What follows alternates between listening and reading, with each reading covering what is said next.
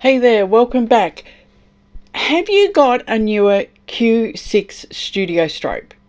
I've got two of them, love them to bits, but there is something that does bug me about it, is that I couldn't figure out how to do the firmware update. So I've put a little video together to show you step by step what I did and how I got the firmware update done, including, I'll put the link below for the firmware loader tool that I used. It was actually, once I figured it all out, it was super easy to do. Why update the firmware? Well, there's some bugs and fixes that they did, so that's awesome by Neewer. Always fabulous to get bugs fixed. There is also an update that allows you to use the Godox triggers with the Neewer Q6.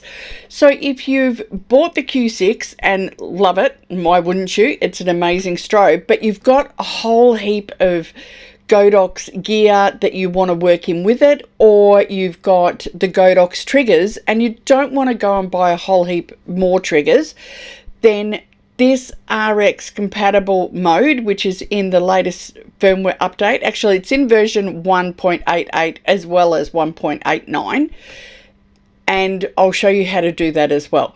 But for now, let's get the firmware loaded. Go to the firmware update page from Neewer and you will see the update there. So, and I'll put the link below.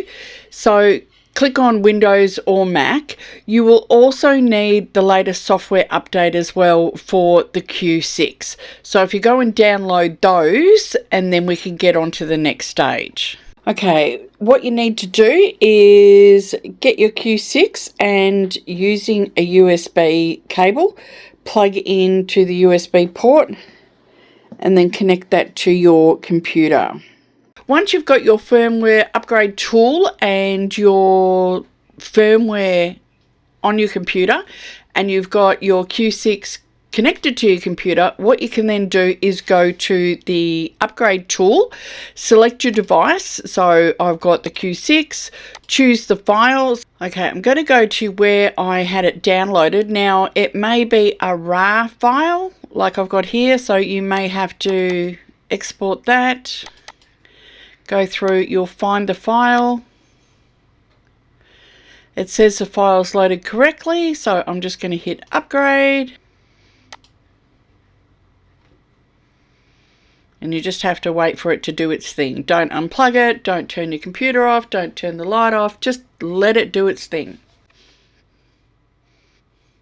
And it says that it was successful. So once that is done, you can then unplug your Q6 from there, and I'm just going to turn it on.